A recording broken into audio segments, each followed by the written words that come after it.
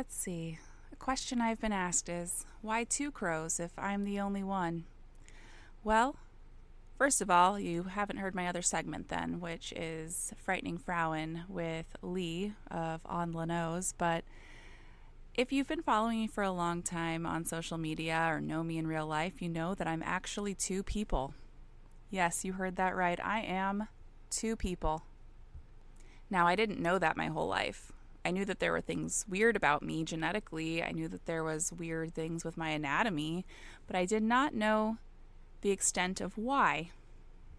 You see, while I was pregnant with all of my children, I was on birth control pills. I've only ever gotten pregnant on birth control pills, and we found that weird. We discovered why after I had had all of the children. And it's just interesting to me that I had so many doctors that I would come to with all these different things, and they never put it all together. They just like to pick apart each thing separately and make a reason for it. And it's always ovarian cysts. Always. If you are someone who was born with ovaries, and heck, even people who weren't and they just assume you have them, they like to tell you that it's just deferred pain or deferred anything from your ovarian cysts.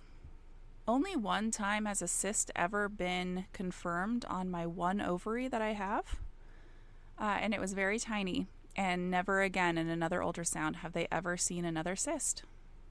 Yet still, to this day, that is what they like to tell me is wrong with me, even though that ovary is just floating around somewhere in my body, not attached to anything. So, heck, they could be right. I just have a random cyst floating around somewhere in my body.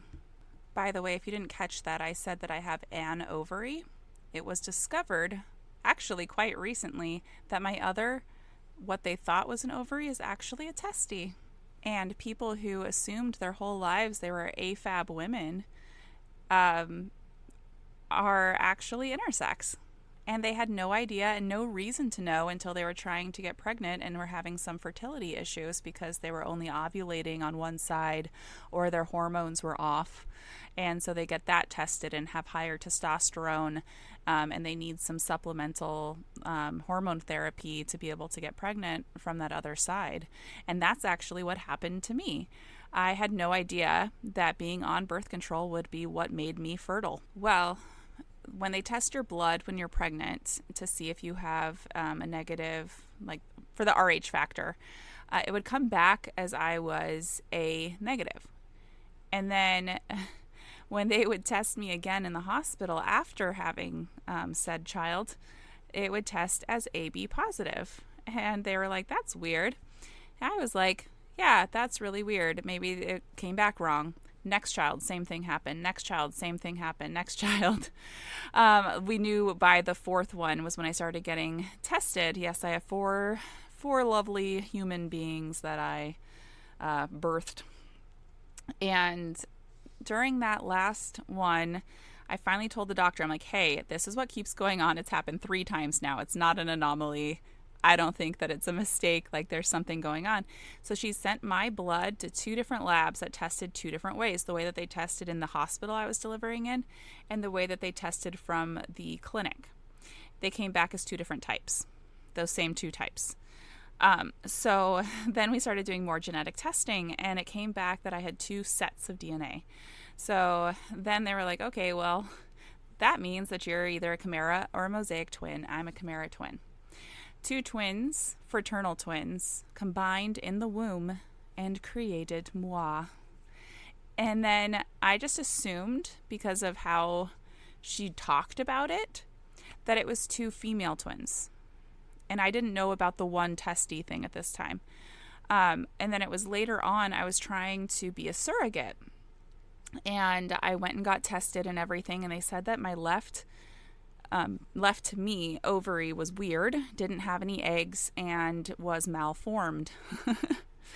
And then I had another one done after my last surgery, and they said, your left ovary is not an ovary, it's a testy.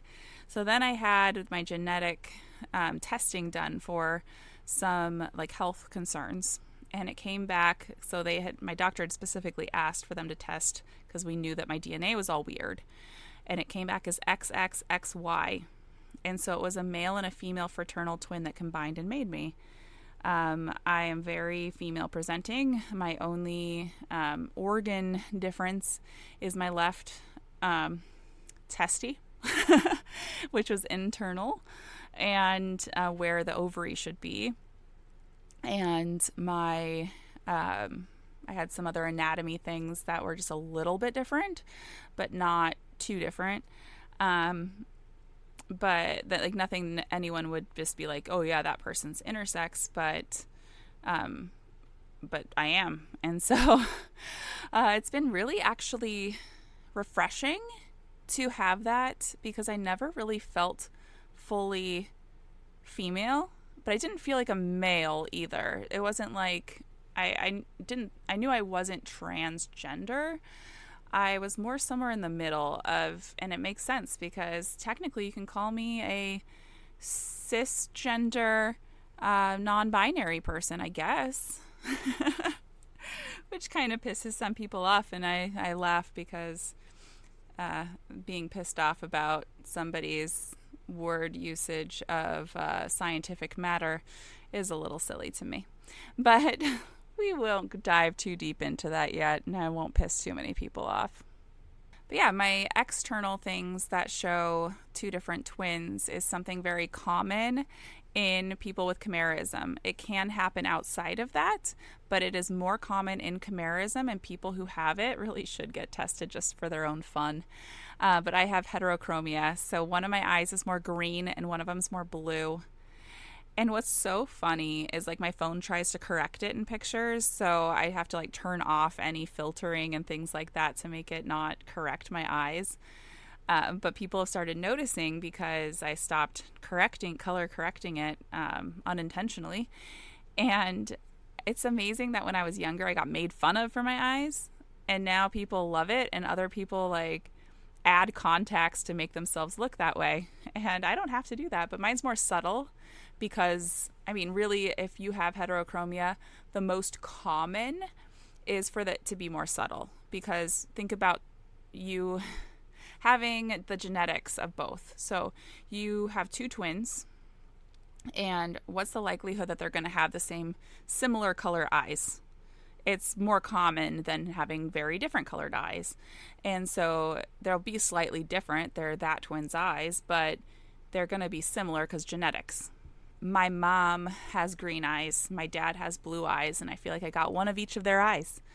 There's a little bit, so like my green eye has some blue in it, and my blue eye has some green in it, but they're very different. And I will post a picture on my Instagram when this comes out too of my eyes. But back into the genetics of me being two people. So I have had people, when I found out and I was open about it, get angry at me. Angry that they were attracted to somebody who isn't all female, all AFAB. And the funny thing is, like, I was assigned female at birth, so really you can't say that.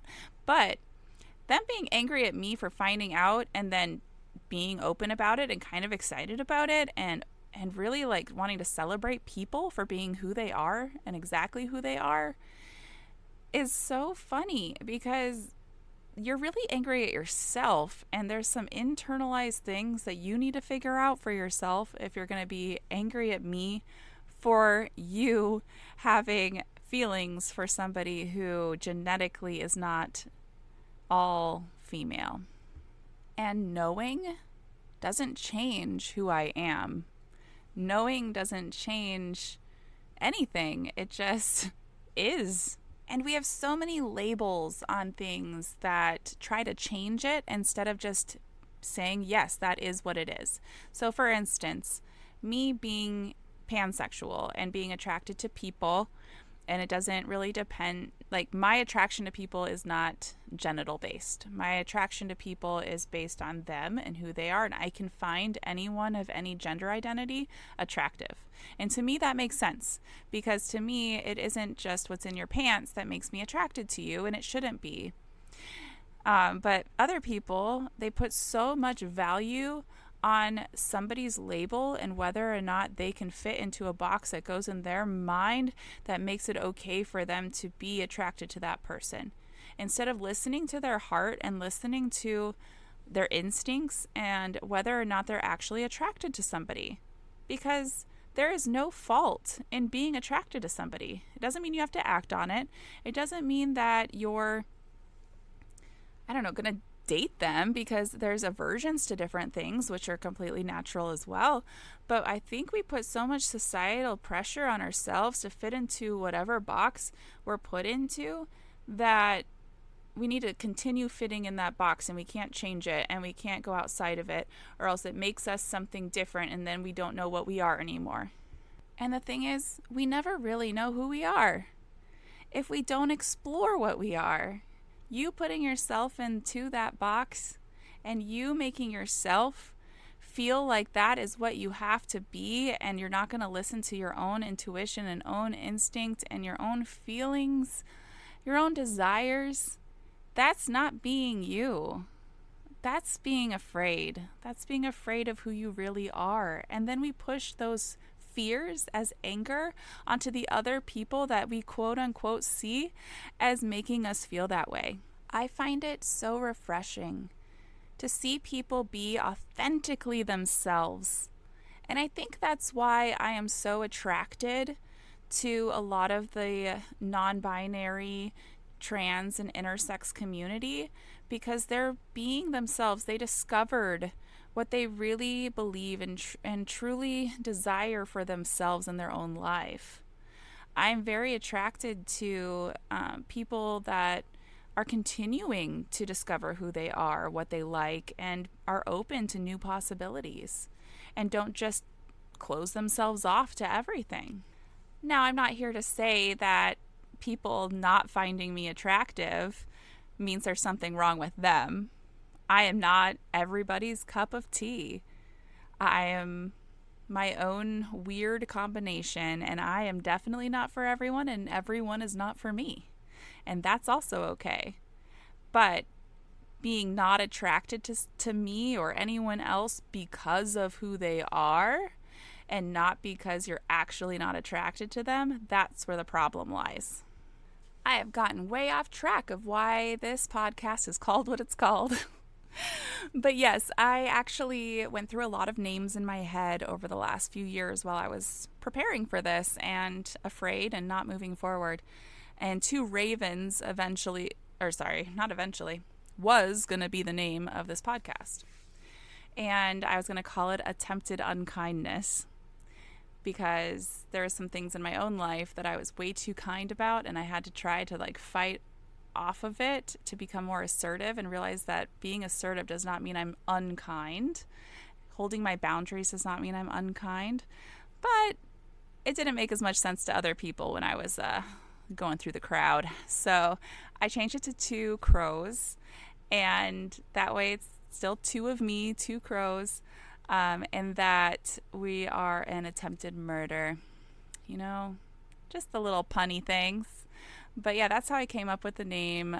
Originally, I think for the first 2 years that I was kind of mulling over this idea, it was Two Ravens was the name in my head, in all of my writings and everything. But I like the new one. I like it. It grew on me. I have the logo being made right now. I just sent in revisions for it, and I am falling more and more in love with it.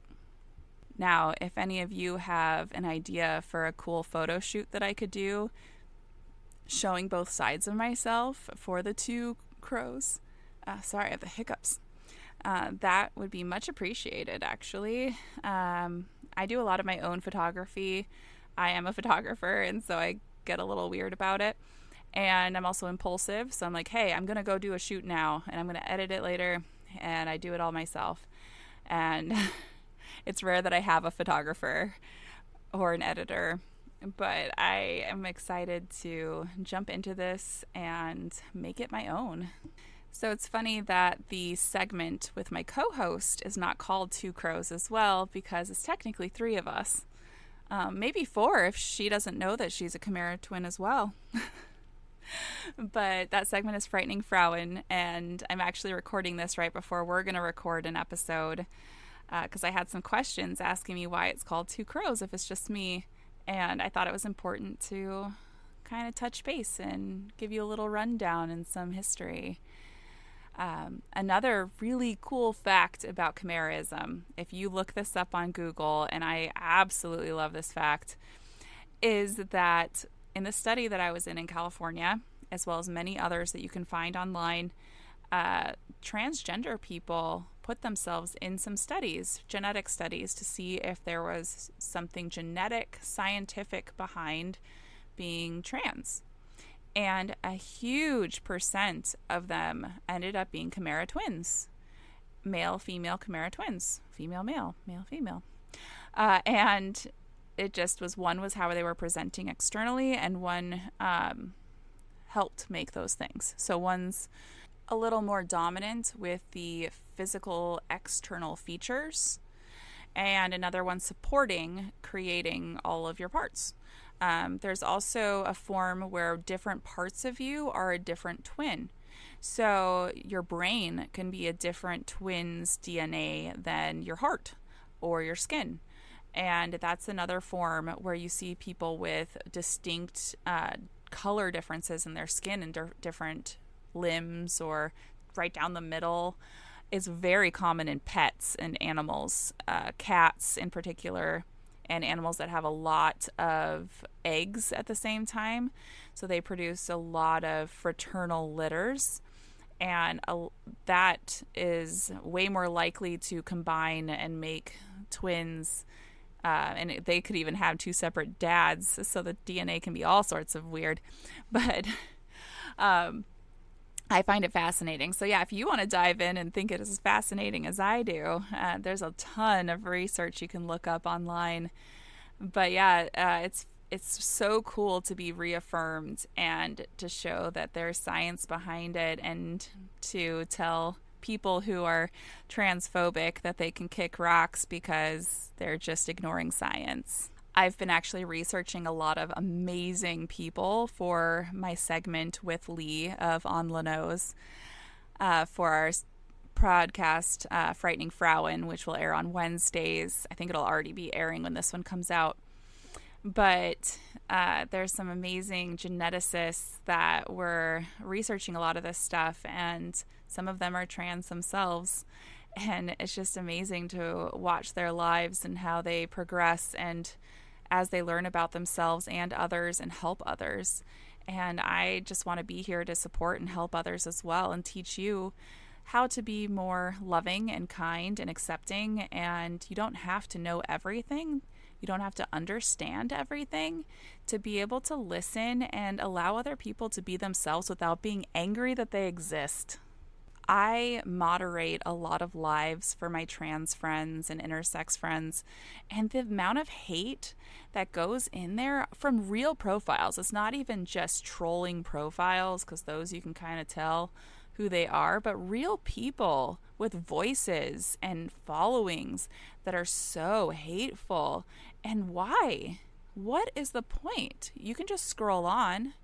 You can just not have that on your For You page or your feed, whatever the platform is that you're on, by not engaging with it and just scrolling on or saying I'm not interested. But they want to engage and they want to have hate, and it just really goes back to that box thing I was talking about, and the self-hatred or self-doubt. I think it's more doubt than hate, and self-evaluation that they don't want to do, and feelings that they don't want to engage with, that they instead externalize it to someone else that they perceive as making them feel that way, even though they're not doing anything but existing.